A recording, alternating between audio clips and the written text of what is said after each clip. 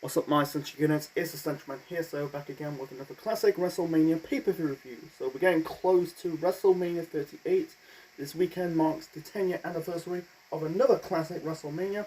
That is WrestleMania 28 at the Sun Life Stadium. Right now it's called the Hard Rock Stadium in Miami, Florida, on the 1st of April, on April Fool's Day, 2012. The attendance for the show was 78,363. WrestleMania 28 received about 1,217,000 pay-per-view buys. This is the highly bought WrestleMania of all time. An upgrade than the Mania 27 pay-per-view buy rate. This show is way better than Mania 27. Mania 27 at the Atlanta Dome received about 1,059,000, and then the WrestleMania in 2013 at MetLife Stadium received about, I think it was 1,048,000. It's wow. It's like the WrestleManias between 27 and to 29, they've got really good buy rates. You know, we're in the in our current timeline, we're in the dawn of the post buy rate era of WWE. You know, it's just what it is. But wow, they were getting good buy rates. You know, you have to give credit to The Rock. You know, before, you know, I think before Mania 27, the last buy rate WrestleMania, you know, the last WrestleMania with the highest buy rate was, I think it was Mania 23 or 24. I think it was 23. That has to do with Donald Trump, you know, the Battle of the Billionaires. It was at Ford Fields in Detroit. So wow, man. So yeah, this WrestleMania is the Rock John Cena WrestleMania, once in a lifetime. We'll get to that trademark when we get to the main event. The commentators for the show are Michael Cole and Jerry the King Lawler. Yeah, Jim Ross appeared on commentary, you know, just commentating the Triple H Undertaker match. We'll get to that match later on in this review. So yeah, this WrestleMania is the highest grossing pay-per-view in pro wrestling history. Wow.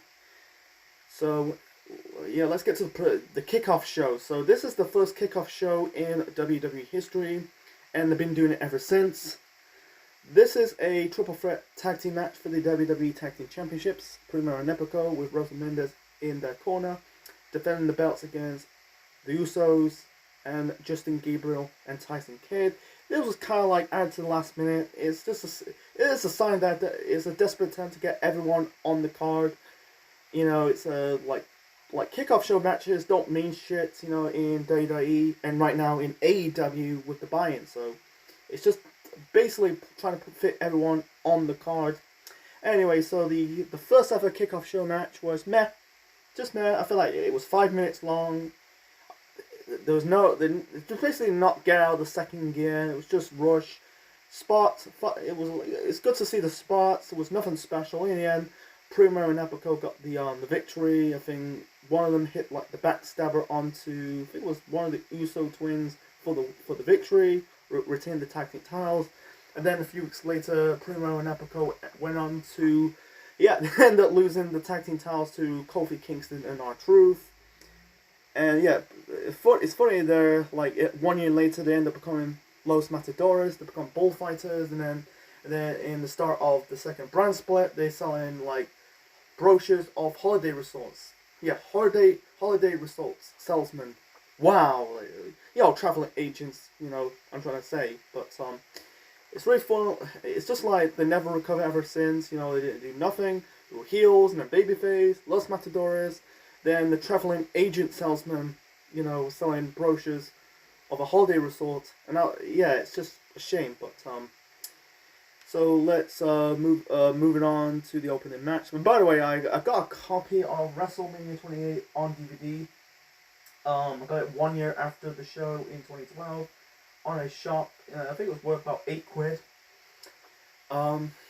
You know, it's like I said, 10-year anniversary of this WrestleMania. So this was unfortunately I watched it on the network. You know, it's been a long time since I've watched that show on DVD. The network timing is free. I think it was nearly 4 hours. You know, I'm not going to get into it. You know, like further WrestleManias in the later of the decade of the 2010s were 4 to 5 hours. My fucking god. Anyway, so I skipped the American Beautiful segment that was done by Lillian Garcia and the video package of WrestleMania 28. So the first match to kick off WrestleMania 28 on the main show, and this is for the World Heavyweight Championship. Daniel Bryan, the world champion at the time, with AJ, not AJ Lee. She become AJ Lee later on in the year, defending the World Heavyweight Championship against Sheamus. Bryan was still in the middle of his one and only reign as the world champion, won the world title at TLC the previous year in 2011, after cashing his Money in the Bank briefcase on the Big Show, after the Big Show defeat Mark Henry in a chairs match. So Bryan is a heel. He's like this sniveling, cowardly heel. The fame got to his head, blah blah blah. So, and also getting over because he's doing the whole yes chants that really got him super over. This is like playing the birth of the yes movement. Yes, yes, it's like, it's the high point of 2012. 2012 is WWE's last good year before the product went absolute downhill. But Bryan was getting super over, man. Sheamus, he was the dominant babyface who just won the 2012 Royal Rumble match to face the world champion on the show. Bryan retained the world title in the Elimination Chamber match at the Elimination Chamber pay-per-view the previous month. This is the 18-second match. Wow.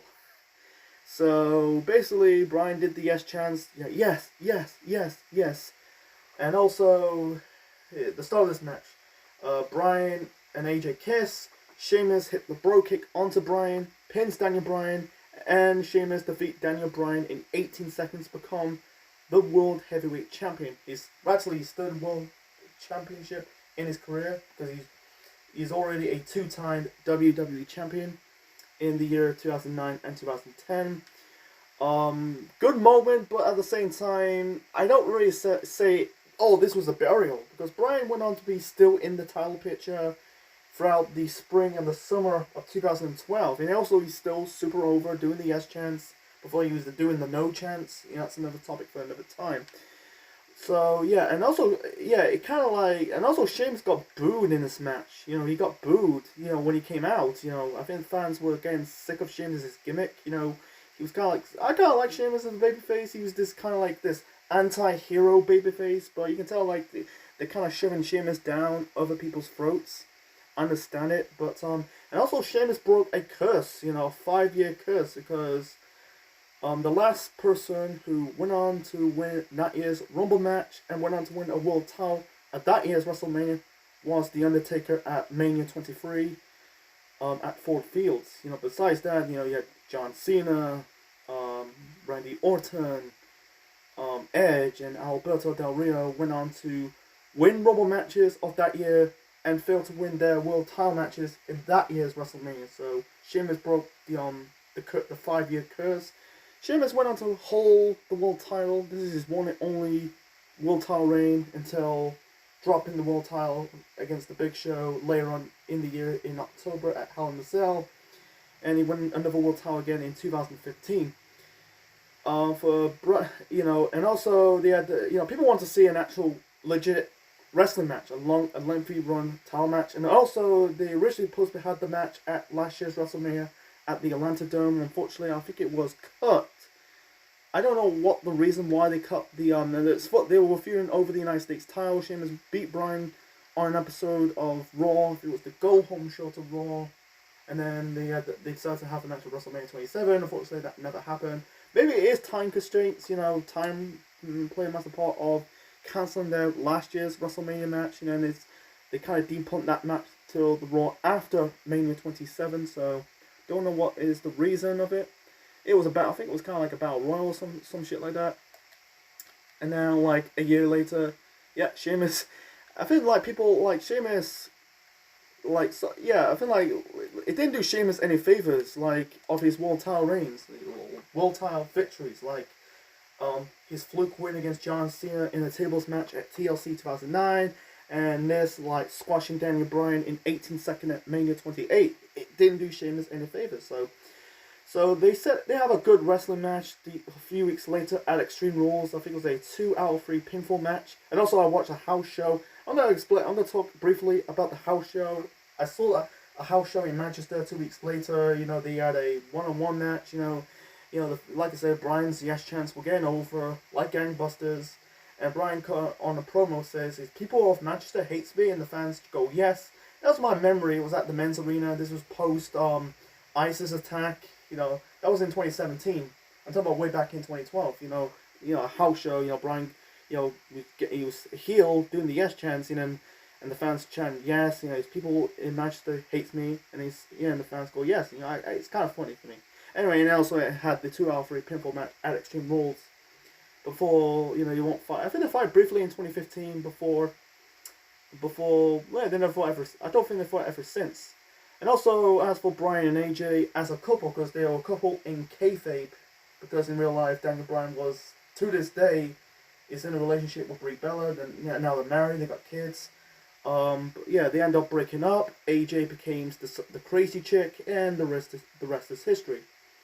That's throughout the whole 2012 and 2013. Throughout 2012, the love triangle storyline between Bryan, Punk, Kane, until going into WrestleMania, the next WrestleMania in MetLife Stadium in New Jersey in 2013, in the tag team title picture between Team Hell No versus Ziggler and Big E Langston. Another story for another time. So anyway, yeah, good. It was a good victory, good moment. No, not good. Yeah, good moment for Sheamus winning the world title, but people just want to see an actual match. I think it's the shortest title match in WWE history. I'm not too sure they broke the last world title, the shortest world title win was I think it was Chavo Guerrero. The shortest world title match I think it was in WrestleMania history was Chavo Guerrero versus Kane at WrestleMania 24 in 2008 in Orlando. I think the last shortest match was it was JBL versus Rey Mysterio at WrestleMania 25, and now this. So, and also at the previous year's WrestleMania, the opener was for the world title. It was Edge versus Alberto Del Rio in Edge's last match for 9 years. Yeah, the second straight WrestleMania in a row, having the world title kicking off a WrestleMania was in bad shape. It was a bad decision. It basically defiles the belt. It really watered down the belt, treating it like a mid-card belt instead of a literally world title. So moving on to the next match. So the next match we got Randy Orton versus Kane. This is kind of like thrown together. Yeah, they bring up the street fight at the SmackDown the previous summer in 2011. Kane, he basically said I found it on Wikipedia, said the man you shook your hands is no longer there. He said this match made him weak, and human. It was the same street fight, the same SmackDown when Mark Henry doing the whole Hall and Pain gimmick, breaking the leg of Kane, and end up came in the signs Kane was getting stale, by the way, and then Kane later at the end of the year put back the mask for the first time since 2003. His mask came once again. He just came off after losing that feud with John Cena, the ambulance match at Elimination Chamber pay-per-view. Orton came off. He was in the final 4 of the Rumble match.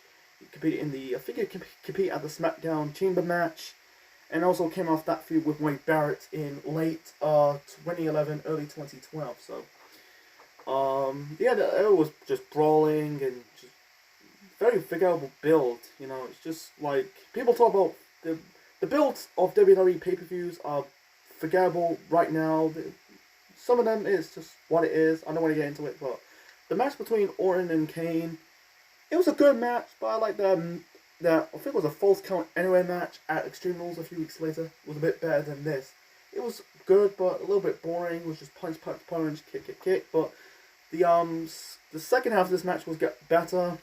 You had you had Orton kicked out of the choke slam. Kane was going for his typical, I think it was a typical clothesline off the top rope. Orton counted, basically drop kick Kane when he attempted to jump off the top rope. That was cool. In the end, Kane hit a super choke slam off the top rope onto Orton to win this match. And this was on April Fool's Day. It's funny, go back to it's just April Fool's Day. I get it, it's Orton's birthday. He just turned 32. Disappointing birthday for Randy Orton. losing a match at WrestleMania. It's just what it is. Kane, I think it was a good victory. It's a good victory for Kane. He just came off losing to John Cena. It's just what it is. So, like I said, he had a good match. It ended up continue their rivalry at Extreme Rules. It was involving their fathers. Cowboy Bob Orton and Paul Bearer. Another story for another time. So, anyway, so moving on to the next match. So the next match is for the Intercontinental Championship. Cody Rhodes, the champion, defending the belt against the Big Show. This is all about Big Show trying to get his WrestleMania moment. So it's all about Cody Rhodes basically embarrassing the Big Show, costing Big Show championship matches. I think he eliminated the Big Show at the Elimination Chamber match for the world title. Then he eliminated the Big Show in a Battle Royal, the Raw after the Elimination Chamber pay-per-view. So it's basically Cody embarrassing Big Show, showing up clips of the Big Show's previous WrestleMania matches, and the one he did not attend. He attended at Times Square at Mania 18, like his first match against Mankind in 15. I think it was like falling down a breakable wall in the Falls Count Anywhere match at Mania 17. It was for the hardcore title. His match with Floyd Mayweather at Mania 24. And also the sumo match at Mania 21 against Akibano, and then his arm was tied up on the ropes in the triple threat match for the world title at Mania 25. He never got his first singles match singles WrestleMania match as a pro wrestler.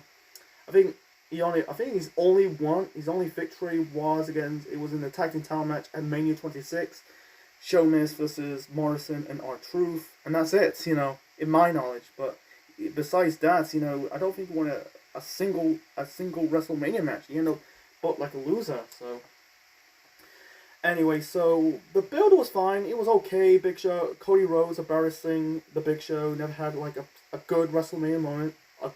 But here's the kicker of this. It was better off like a babyface embarrassing the heel with that. Here's the kicker. Cody was a heel at the time. Big Show was a babyface. If the roles was reversed, it might be a little bit better. But, the Big Show and Cody Rhodes, the match was blah. It was not a good match. Like, Big Show did the typical Big Show shit, slapping the chest in the corner. The bulk of the match, Cody worked on the legs of the Big Show.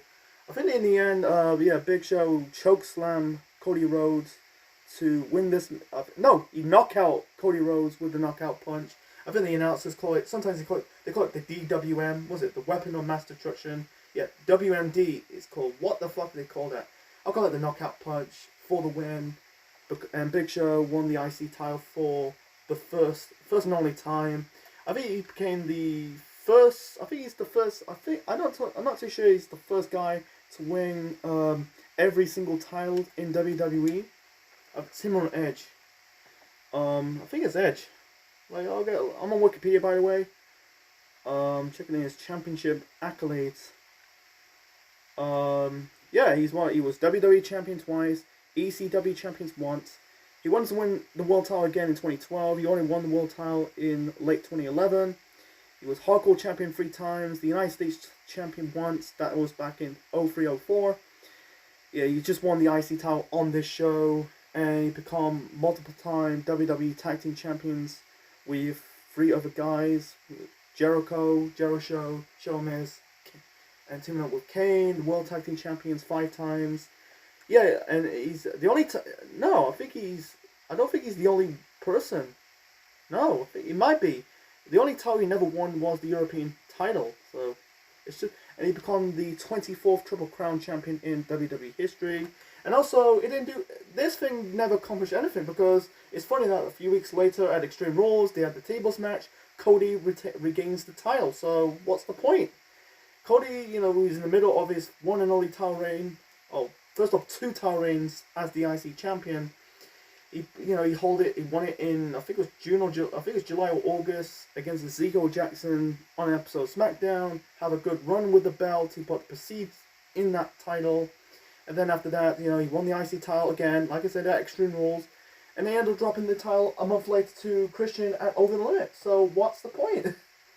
And I don't think he won another IC title again after losing the title losing the belt to Christian, and then he was teaming up with his brother Goldust, babyface turn, then Stardust, and now he's doing better in AEW. But yeah, I think the original plans were. I found out the original plans. It was supposed to be. There's rumors they were supposed to have Cody and Goldust having the match for the IC title. But I'm guessing at the time, Dustin Rhodes had no business to go back in the ring, but time changed. He ended up coming back from the ring in 2013, Rumble match, and the feud with Randy Orton. And there was major rumors they're going to do the Big Show, Shaquille O'Neal match. They teased it throughout the years. Unfortunately, it has to do with the deal was complicated. So, I don't know if they'll do it anytime, because in our current timeline recently, in recent years, in last year, Shaquille O'Neal had a match with Cody Rhodes. It was a mixed tag team match in AEW, but yeah, it didn't do nothing. It was there for Big Show getting his WrestleMania moment. Getting his vital single WrestleMania win, first of two actually, because his next time he wins another WrestleMania match was at Mania 31 in a Battle Royal, the Andre the Giant Memorial Battle Royal, and that was it. So yeah, it's just what it is. So I get, go back to the opener. It's April Fool's Day. It's the ha-has. It's just what it is. So moving on to the next match. So the next match, this is a tag team divas match, because at the time women were called divas at the time. You have the Divas champion Beth Phoenix teaming up with Eve Torres, taking on Kelly Kelly and Maria Menounos. I think that's how you pronounce her surname. This is over 2009, in an episode of Raw, and then they continue in 2011 at the Battle, the Tribute of the Troop show, and it's basically they had the conversation on the press conference. I think it was on an episode on the Go Home show to Raw. Beth has this problem with Maria Menounos. She was doing the whole every diva are Barbie dolls. Beth is not. Eve at this moment in time was kind of a heel. It's not the last time we'll see Eve on the show. I'm gonna keep it short and simple. The match sucked. It was not terrible. I think it was just shit, man. It was just very bland and mediocre. Maria Menounos, she tried. I understand why she was there. She grew up she's a wrestling fan. She grew up as a wrestling fan. I think she's the friends of the American Dream, Dusty Rhodes. I get it. She's not really an athlete. She's I think she's like a reporter, a TV personality, an actress.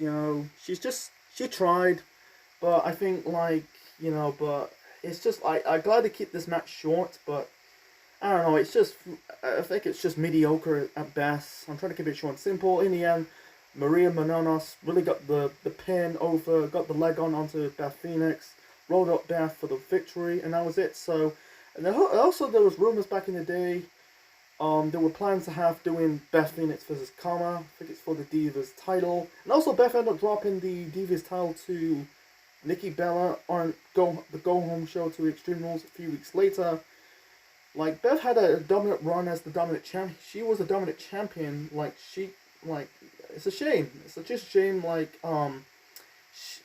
There's no vital women to defeat Beth. I feel like having Beth drop in a title on a Go Home show to a pay-per-view before the pay-per-view is a bit weak. Beth Phoenix and Karma might be good. Battle of strengths, but unfortunately, I think it's funny that it's really funny both Karma, Kelly Kelly, and Beth Phoenix end up leaving the company. Later on in the year, I think Karma, came back at the 2012 Royal Rumble match. In the men's Royal Rumble match before they start doing women's Rumble matches. She came back because I think at the time maybe the WWE think she's not ready. In-ring rise, not ready to compete in the ring, so basically released her. She just came off losing the baby. It's a damn shame, It'd be really cool to have Karma return on the show, defeat Beth for the title, and that was it. Next time, I think the only next time the Divas title was on the line, I think it was at WrestleMania 30 in New Orleans. It was in a Battle Royal. But besides that, I don't think the Divas title was defended on a singles match of a WrestleMania. I don't think so. So like I said, it's funny. Kelly and Beth end up leaving the company. Kelly got her technically her WrestleMania moment, like the Big Show, because her last WrestleMania match was disappointed. Losing to Vicky Guerrero in I think it was a 6-woman tag team match. Kudos to Maria Moronos. At least with Snooki, I don't think Snooki was a wrestling fan. Moronos was, but it's just like killing time. It was just filler. So let's move on to the next match. So, I need a drink first before we move on to the next match to review. So the next match, we got the end of an era, the Hell in a Cell match. Triple H versus The Undertaker with Shawn Michaels as the special guest referee. So here's the backstory. So at Mania 27, Undertaker and Triple H had the second match of their WrestleMania history, because the first one they had it was at Mania 17 at the Astrodome in Houston, Texas. So Taker goes the previous year WrestleMania had the No Holds Barred match. Taker went 19-0 after making Triple H tap out with the Hell's Gate. Taker came back at the Raw after the Royal Rumble. Triple H refused to accept the rematch, so Undertaker cut his hair, and I think I think Shawn trying to reason to Triple H, you need to accept this match, and then I think Undertaker said about Triple H says end of an era with a dying breed, blah blah blah. He didn't say blah blah blah, but I'm trying to get the point, by the way. So Triple H says to Hunter, or Triple H, his real name is Paul Levesque, by the way, so Hunter is Hunter Hearst Helmsley. Anyway, so Undertaker says to Triple H, Shawn is better than you, but what? How? And then they're just and then Triple H finally accept this, said the streak ends, the era ends, and then he accepted it, and this match will be inside Hell in a Cell. I understand why, because this is the first time one-on-one Triple H and Undertaker faced inside Hell in a Cell. Yeah, they did compete in Hell in a Cell once. That was in that 6-man Hell in a Cell match at Armageddon in the year 2000. I get it. So, this match doesn't need to be inside Hell in a Cell. Because Hell in a Cell matches in our current timeline got a little better in quality, but back then it was just watered down, no blood, no crazy bumps. They don't need to be it. I understand why. And the match was really good. I try to keep it short and simple, otherwise it'll be a pretty long review. So anyway, really good match. The storytelling was good at the No Holds Barred match at the previous year's WrestleMania. And also Jim Ross was there. I think that at this moment in time, Jim Ross was not really doing it, not commentating in the WWE in a full-time capacity, not ever again. He was doing part-time before going to had a cup of coffee in New Japan, and now working with AEW in our current timeline. So the match was good. I can't really say. I think it's the weakest, but it's more to have to do with the storytelling. I think the No Holds Barred match was a bit boring. Triple H beating the fuck out of the Undertaker for minutes, but the storytelling was really good. Undertaker came out with a mohawk. It didn't look like a mohawk. It looked like Undertaker had like a buzz cut, a number 3 haircut. It's funny that 3 years later at Mania 23, his hair's starting to grow back, But it's funny in our current timeline, Triple H retired, Undertaker, who's been retired for 2 years, is now inducted into the WWE Hall of Fame. So yeah, the match was really good. I like the robe, the Undertaker's robes. He came out with robes. He ditched the cowboy hat and the trench coat. He ended up bringing that back, in Mania 30. Another story for another time. Anyway, Shawn Michaels played a massive part in this match. What side he's going to be on. Triple H and Shawn. Tripp said to Shawn, "You end it or I will." And then Undertaker, Shawn, and Taker said, "Do not stop." I like the whole stuff with I feel like the Taker, Taker hits not Taker. Triple H hits Taker with the sledgehammer. A lot of chair shots. I think Triple H the first guy to. I think it was Shawn, but I think he powered out the Hell's Gate. The next person who did that was Brock. It was really good. There was a referee bump. First off, you had basically Taker locked in the Hell's Gate onto Shawn Michaels. Triple H saved his best friend, and then you got Charles Robinson, the referee, came down, got into the cell. Taker hit the choke slam. Triple H kicked out. Taker chokeslammed the referee Charles Robinson. I like this combine. I like Shawn Michaels hit the. The switching music and the pedigree combo. Shawn Michaels hit the the switching music on the Undertaker, followed up with the pedigree by Triple H. That was cool. You thought that was the end of the streak. Taker kicked out. I think Taker. I think Triple H kicked out of the Tombstone Power Driver. Taker had that good reaction. I really like this. Like I said, don't need to be in Hell in a Cell, but the storytelling was good. Try to keep it short and simple, folks. I think Taker got his revenge. Hit did a lot of punches and the chair shots. In the end, I think Taker hit Triple H with the sledgehammer. Hit another Tombstone Power Driver for the win, and Undertaker went 20-0 at WrestleMania. In the end, all three guys hugged it out. Because it's funny, the rivalry started at Mania 25 with Taker Shawn, and then they did rematch at Mania 26. That launched Undertaker, ended the career of Shawn Michaels, and then Triple H going for the revenge of his body, failed to win to end the streak of the Undertaker at Mania 26, lost at 27, and lost at 28. So I think Undertaker should have ended his career at Mania 20. Should have just came out and says this is the last time we see the Undertaker. But Triple H and Undertaker end up fighting at further WrestleManias in the next couple of years before they retired. Taker retired in 2020, Triple H retired in 2022. But this whole end of an era logo, the hyping up this could be the last, but in reality it wasn't. Like I said, they end up fighting at the following year's WrestleMania at MetLife Stadium in New Jersey. Triple H fought Brock, in the summer at SummerSlam, and then WrestleMania the following year in 2013. Taker ended up facing CM Punk, another good match of the streak, and then his streak was end in an anticlimactic, against Brock at Mania 30 in New Orleans. I wish Taker be the one, or even Taker just end this match and just end on 20-0. Because it's a shame, it's really good. It's one of the best streaks in probably in sports history. Spans about decades. It's just it was a good moment, but and also they end up renowned their rivalry 6 years later in Melbourne. That Super Showdown event in Melbourne, Australia. Then the Crown Jewels tag team match. The Brothers of Destruction taking on DX. Shawn came out of retirement.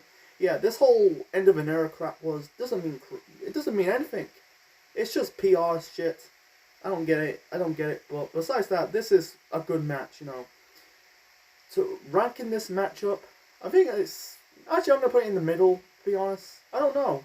It's kind of in the middle of the WrestleMania rivalry between Undertaker and Triple H. But this has got to be in the top 5 best Undertaker WrestleMania matches in his career. So, moving on to the next match. So the next match, this is a 12-man tag team match.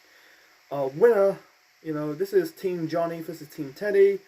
If one of the team wins, Teddy or John Laurinaitis will become the general manager of both Raw and SmackDown. Holy fuck. Jurisdiction, folks. So, who runs better? So, represent Team Teddy. That's Theodore Long. You got Booker T, I think that's his last match as a pro wrestler. Kofi Kingston, the Great Khali, his first WrestleMania match since Mania 23 against Kane. R-Truth, Santino Marella, and Zack Ryder with Oksana, who's at the time in this relationship with Theodore Long, and then end up breaking up. Oksana end up dating in kayfabe with Cesaro. Eve Torres, Hornswoggle, and Nikki Bella.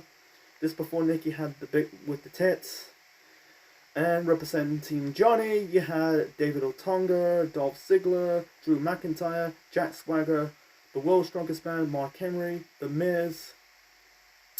I say Drew McIntyre because the original 8th member, not 6th member of Team Johnny was supposed to be Christian. Unfortunately, on the go home show to Raw, he got attacked by CM Punk. Attacked his injured ankle. Punk locked Christian with the Icon device. It's the way to bring Christian off the storyline, because in reality, Christian was not ready to compete in the ring. He came back a month later at Over the Limit, compete in the Battle Royal, and went on to win the Intercontinental title on that same night. So Drew McIntyre was filling in for Christian. So, and then in the corner of Team Johnny, you had Brie Bella, John Laurinaitis, and Vicky Guerrero. This is kind of throwaway. No build to this. It's basically just, let's put everyone on the card. I don't get it. It'd be okay if it's a Survivor Series match, but I don't get it, man. Too much shit with the Bellas and the Divas and Hornswoggle. The ending was a bit good. Zack Ryder, he's going for the Rough Rider onto the Miz. I'm guessing Miz kind of ducked, and instead of Miz taking the Rough Rider, Ryder hit the Rough Rider onto Ziggler. I think Eve was basically distracting Zack Ryder. They did the woo woo woo. Because Ryder was going for a second broski kick onto the Miz, but instead, in the end, Miz hit the skull crushing finale onto Ryder after Eve distracted the referee. It was predictable that Eve is turning heel. Miz pins Zack Ryder.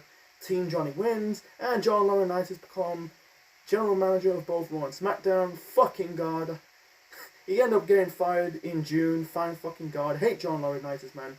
It's fucking sad. Like, a decade prior, you had Eric Bischoff as one of the best GMs of all time to fucking John Laurinaitis. And there will be trades of shit GMs. Vicky Guerrero, I think her time as a authority figure has run her course. Brian Maddox was shit. And then you got the fucking authority era in those mid-2010s with Triple H and Stephanie. Fucking God. And also afterwards you had Eve Torres low blow Zack Ryder. Because at the time they were punishing Zack Ryder, he's basically going business for himself at the time. Cena buried him backstage, something like that. Felt sorry for Zack Ryder, man. He got some TV time, but you can tell he's becoming a jobber. His next high profile, really last positive moment in his WWE career was winning the IC title. His next high profile WrestleMania match will be at Mania 32 in the ladder match. And that was it. So yeah, it was just like filler, just killing time. Let's move on to the next match. So the next match, this is for the WWE Championship. CM Punk defending the title against Chris Jericho. This is Chris Jericho's first WrestleMania match since WrestleMania 26 in 2010 against Edge, when Jericho was the world champion.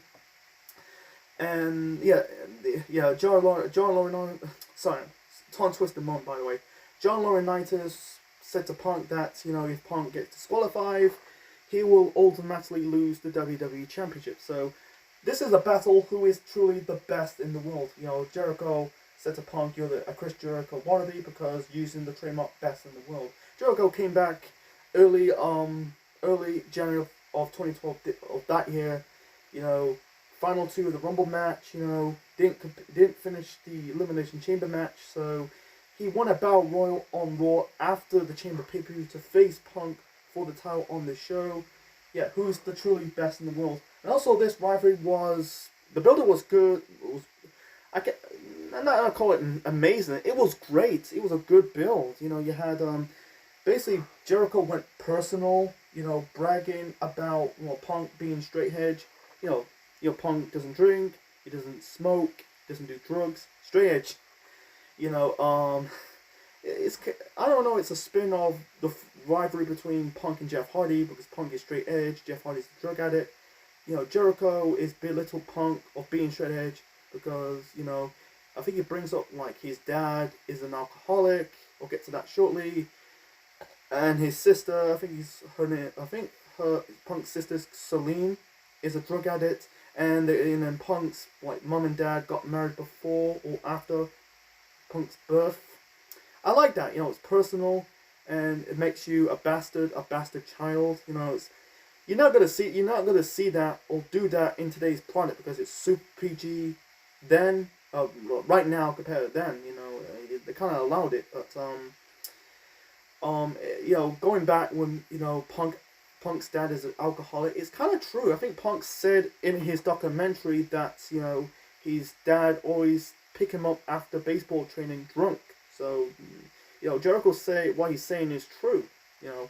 Anyway, so the match was good. I really like this match. There's really good chemistry between CM Punk and Chris Jericho. Back and forth between Punk and Jericho. Counter of the Anaconda Vice and was it Jericho. I think Punk kicked out the Cold Breaker attempt by Jericho. I think Jericho hit the lion. He hit the Lion Salt and locked in the Lion Tamer onto Punk. Yeah, it's the shades of his run in WCW. I think it was the shades of his Lion Hot gimmick in. I think it was the Smoky Mountain Wrestling in WCW. Maybe in ECW. He was in ECW Jericho before going to WCW. Yeah, he was part of the Thrill Seekers. Was it the Thrill Seekers? Sorry, my bad. I'm trying to stumble about the way. The Thrill Seekers with Lance Storm in Smoky Mountain Wrestling. So, I really like this match. In the end, I don't think Jericho kicked out of the I don't think Punk hit the GTS onto Jericho. I don't know. I don't think so. So, Punk trying to hit the GTS. Jericho fights it out. In the end, Punk locked in the Anaconda Vice again. Sorry, I'm stumbling by the way. So Punk locked in the submission hold onto Jericho, and I think they cut it out on the network. Punk said, "Tap out, you son of a bitch." And Jericho ended up tapping out. And also, like, one moment of the match, Punk grabs the chair, trying to get himself disqualified and losing the title. And Jericho says, "Hit me, your dad's a drunk." I kind of like that. Jericho egging Punk to hit him to lose the title by disqualification. So anyway, Punk retains the title. It kicks off his 450? How long Punk hold the belt? I think it's 435,000, not 40,000, 334-day reign as WWE champion. Basically a 14-month reign as WWE champion. Won it at Survivor Series 2011 and dropped it at the Royal Rumble in 2013. So, the next guy will hold that belt longer was Roman Reigns in our current timeline. So, by the way, they end up continuing the rivalry between Punk and Jericho into Extreme Rules because Jericho ended up smashing a whiskey bottle. That was I think it was a bottle of Jack Daniels, pouring alcohol in the body of CM Punk. And I will announce I will do the Raw after Mania 28. That'll be this week. Stay tuned for that. So, and ended up fighting again at the first Payback show in 2013 in Chicago because Extreme Rules a few weeks later was in Chicago. And then it's funny right now because CM Punk and Jericho, they're now in AEW. They could probably do a future match down the road because it's all bullshit because there's rumors back there in our current timeline that Jericho is leaving the company, but they need to do that Punk and Jericho match sooner. I want to see it. It's been nearly a decade since they feud one-on-one. And also this is the only world title match or any single title match CM Punk had in his WrestleMania appearance. He's been in the company 6 years. This is his 7th WrestleMania appearance. And he's never been in a title match. He's been in 3 Money in the Bank ladder matches. 3 Money in the Bank ladder matches. 23, 24, 25.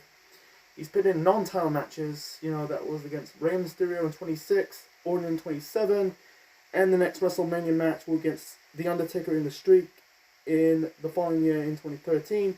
But never in the main event of a WrestleMania. It's a damn shame. I don't want to get into it. Another story for another time. And also in this WrestleMania, you have a lot of crap in this WrestleMania. Like segments you should never be in a WrestleMania. Like a fucking Mick Foley and Santino Marella in a fucking crab eating match. Basically they're not eating crabs, they're actually, I think they're crab sticks. You had the Cobra and Mr. Socko in a crab stick eating contest. You had Ron Simmons did the damn. And also you had Flo Rida pushing Steve Slater. Why he basically got to get Heath Slater on the show in a segment. And also Brodus Clay doing the whole "Where's my mama" things. It was fucking stupid. Why they did this? Do it on a segment, not on a pay-per-view that people spend a lot of money. So Moving on to the main event. That's why they got the biggest buy rate at the time. Once in the fucking lifetime. They didn't say fucking, but I say fucking. Once in a lifetime. John Cena versus The Rock. Oh boy, so this is a 1 year build. You'll never get build ever again. So at the last year's WrestleMania main event between The Miz and John Cena, The Rock cost John Cena the WWE Championship. That main event is just setting up. It's just a live action promotion of WrestleMania 28. So it's just what it is. Miz was the third wheel. You know, it was nothing more about. It's not for the title. It's just Cena and Rock promoting WrestleMania 28. So the build-up was good. I like. You end up both Rock and Cena teaming up at Survivor Series in the tag team match in the main event at MSG between the Awesome Truth. That's Miz and R-Truth. So and then the continue. It's just a pit stop and then continue the feud. So I like this feud going into WrestleMania 28. So Cena. Cena did and also you had Rock going to Boston, throwing Cena's merchandise in the Boston Harbor. That was cool. He had Cena doing the Doctor or Thuganomics gimmick. Rock did the Rock concerts. I really like it. This is the type of build you're never gonna see again. It's way better than the following year's WrestleMania build. Story for another time. So I like it. And also, in real life, Cena and Rock hate each other. I bet Rock hate John Cena because Cena did I think it was an interview that he will never be in Hollywood because he's a hypocrite right now because he's in Hollywood right now. But he said back then he doesn't want to be doing movies because he end up like The Rock. That was a bit slap in the face to The Rock because I don't know, but this match you can tell like the fans 100% behind The Rock. They will bring John Cena in this match. So it's like the fans really like both John Cena and The Rock. You got friends, you got men like grown adults liking John Cena. But Cena, Cena is a bit of a hypocrite. I don't hate John Cena, but one thing I hate is politicking. Sometimes he basically he breaks character. He basically hold back talent. The Rock, he brings a lot of viewers and fans into the product. Cena chased off fans, and it's just why they hate John Cena. So it's you can tell they're both stars in two eras. The Rock, who's basically the co-star of the Attitude Era, the main star is Stone Cold Steve Austin. John Cena is the face of the current product, the PG era, and he is basically the co-star of the Ruthless Aggression era. Anyway, so. That's the reason why the buy rate 2 stars colliding. I like the theme music of this WrestleMania. Flow Rider. I like the Invisible theme music that was sung by Machine Gun Kelly. You had Flow Rider perform. Not keen on Flow Rider. And also going back to the Triple H Undertaker Hell in a Cell match. They played The Memories Remains by Metallica. I like that. So. The match between John Cena and The Rock, on paper, this is why it's successful in a financial standpoint, but at the same time, they don't need to do anything, they don't need to do anything more spectacular. Sorry, I'm stumbling by the way. They don't need to do anything spectacular in the ring, they got the crowd in the palm of their hands, I like the one moment I just don't like in this match is Cena blocking the bear hug onto Rock. It really brings the match down, doing the rest holds, but back and forth, I feel like I think Cena, The Rock kicked out 2 AAs by John Cena. I think Cena kicked out the Rock bottom. Both, Rock locked in the sharpshooter onto John Cena. Cena reached the ropes. I don't like Rock's sharpshooter, man. Because Rock's not really a submission wrestler. The reason why he's doing that, because I don't think he fought against Bret Hart. I don't know. I know he teams up with Owen Hart. I think the reason why he's doing that because he was friends with Owen Hart. I get it. But he never have a match with Bret Hart. I don't think he had a match with Bret Hart. I don't know. But yeah, I think the reason why he's teaming... Yeah, it's the reason why he won the WWF title in 1998 at the Survivor Series in the Deadly Games tournament. I get it. Yeah. The reason why he's doing the sharpshooter because he was friends with Owen Hart. I get it. And yeah, Cena locked in the STF onto the Rock. The Rock reached the ropes. I really like this match.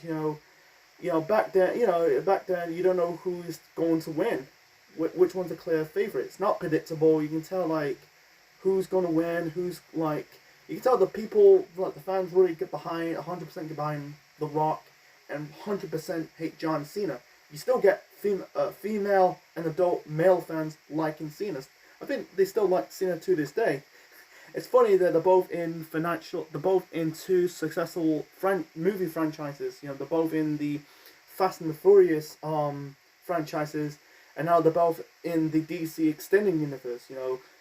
Cena was Peacemaker in Suicide Squad and his own TV show Peacemaker. The Rock soon to be making his DCEU debut as Black Adam later on in the summer in our current timeline. So, in the end, instead of Cena going for the 5-knuckle shuffle, he was going for I think he was going for his own version of the People's Elbow. He's just doing this to troll the Rock's fans, but instead, the Rock just get up in the last second, hit the Rock bottom onto John Cena to win this match. It's funny that that was cool, and seeing Cena's one slip up that cost him his biggest match in his career, and afterwards seeing Cena sitting down on the ramp looking distraught because that was his biggest match of his career. You thought Cena's turned heel, but I don't want to get into it. So yeah, I don't want to talk about the rematch at Mania 29. I'm going to talk about briefly, by the way. So I heard rumors like Cena went on an interview bitching and moaning about losing to The Rock at Mania 28. And the reason why they did the rematch at Mania 29 at MetLife Stadium for the WWE Championship. So basically, Cena gets his win back. Man, yeah, Rock's announced the next time Raw goes next time. Next time for The Rock, he wants to face he's facing CM Punk for the WWE Championship. I wish they did Punk and Rock at WrestleMania 29. They'll still get a good buy rate, Punk in the main event, but instead Cena have to bitch and moan. So it's just what it is. So yeah, I like this match. This is technically the best match of 2012. Two guys in this match. It's not gonna be an instant classic, but they told a great story. The right man won. Because this is Miami. It was The Rock's hometown. It's funny he said it in an interview because after this match, he ended up training for the movie Pain and Gain in his own city of Miami with Mark Wahlberg and Anthony Mackie, who ended up becoming Falcon in the Captain America movie in 2014. So anyway, so my final rating for WrestleMania 28, and also the whole fucking before we get to the final ratings, but before I get sorry, I'm stumbling by the way. Before we get to the final ratings, the whole Once of a Lifetime shit is bullshit because they had the match the previous the following year in 2013. It's a good win for The Rock. It was his first win at WrestleMania since defeating Stone Cold Steve Austin at WrestleMania 19. His first WrestleMania match since WrestleMania 20 in 2004 at MSG against Rock and Sock Connection taking on Evolution. Forgot to mention that. So anyway, so yeah, my final rating for WrestleMania 28, I'm gonna give it an 8 out of 10. So for candidate of WrestleMania of the 2010s, I compare, it's like the three candidates of WrestleManias of the 2010s. I compared this show, Mania 30 or 31. One of them has got to be WrestleMania of the decade. My heart gut has to be this show, Mania 28. Got to be the best WrestleMania of the decade. It's a lot of memories. You got a lot of crap on the show, like the 18-second match between Sheamus and Danny Bryan for the world title. Get it? April Fool's Day, haha. But yeah, you got a lot of bad matches on the show, like Big Show Cody for the IC title was shit. The women's title match, it was just, they tried, but it was just filler. Team Johnny versus Team Teddy, just completely thrown away. And by the way, and also, I forgot to mention this, the build-up to that match, Santino Marella was the United States Champion, defeat Jack Swagger. I think it was on an episode of Raw. It was a steel cage match. It's been a long time, but you got a lot of crap, like, I think it was Santino Marella and Mick Foley, the crab eating contests and Brodus Clay segments. You know, save it on a Raw, not on a pay-per-view that you spend a lot of money. But the good is the good. Some matches will turn out great to good matches, like Sheamus winning the world title was a moment. You know, I'm not gonna crap on it. You know, like I said, Bryan was still over after losing to Sheamus in 18 seconds. You had Orton and Kane. That was a good match. You know, the match of the night has to be John Cena and The Rock. You know, the second best match of the night has to be The Undertaker and Triple H. And also, I like the CM Punk Chris Jericho match for the WWE title. But yeah, I say this is match of show of the pay-per-view WrestleMania of the decade, due to like moments and great matches. You know, I don't know. I think it's 28, but up to you if it's WrestleMania 28, WrestleMania 30, or 31. So anyway, so I hope you enjoyed my review of WrestleMania 28. Leave your thoughts in the comments section below. Smash the like button, click the bell, click the like. Subscribe to the Central Man Network on YouTube. Be part of the Central Unit for more wrestling videos and more. Next time, WrestleMania season is officially over. So, I feel like I've been doing videos for a week now. So, I'm going to give myself a week off of doing these classic WWE pay-per-view reviews. So, for 1 week. Only 1 week, folks. So, next week, actually in 2 weeks' time, I'm going to review the final pay-per-view of the WWF name. Yeah, the final WWF pay-per-view. That is a Backlash 2002 at the Campus Center. So this is the Central Man officially signing out. Check you later. And that's my review of WrestleMania 28. I give it a 2 thumbs up of a pay-per-view.